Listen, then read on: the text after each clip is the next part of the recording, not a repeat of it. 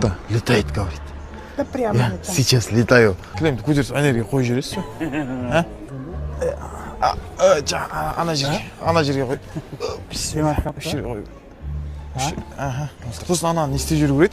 Мына 3 кілемді көтеріп салып жүру керек. Соны апарып тастайсыз ғой, менге шай ішіп алайын. Мына кілем алуға келгенбіз ғой. Мына жерде кілемдер арзан ғой, басқа жерлерде қымбат. Әйелім айтсам таңдамайды, басқа жерден алайық дейді да. Айтыңызшы түсіндіріп. Мынау сүмірейіп тұрған. Қыз демеңіз, келініңіз. Әйелім мен, Зульфия ата. Сәлем салғызайын ба? Салғызайын ба? Настроение ше апа, кейін салсыншы. Бізге қандай кілем керек? Ұшатын кілем бар, барлығы бар апа. Көрпеңе қарап көсілдейді ғой. Біздің любой көрпені алсаңыздар, смело көсілесіздер.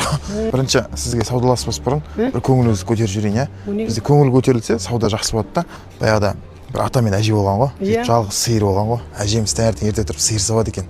Бір күн әжеміз сиыр сауып отырса, таңертең ерте тұрып не болыпты? Қазір сиырын сауып болсын, сосын айтам. Біздің кілем сататын жердің атынан мына сізге бірінші сыйлық. Алмай қалсам ұят болады ғой. Ой, алмасаңыз алмай-ақ қойыңыз. Бірақ сіз мына біздің бағаны көріп аласыз обязательно. Ковер керек ақтау. Постоянно келіп тұрыңыз. Жаңа келініңізге сәлем салуды үйретіп қоямын. Келесіде сәлем салады, сау болыңыз.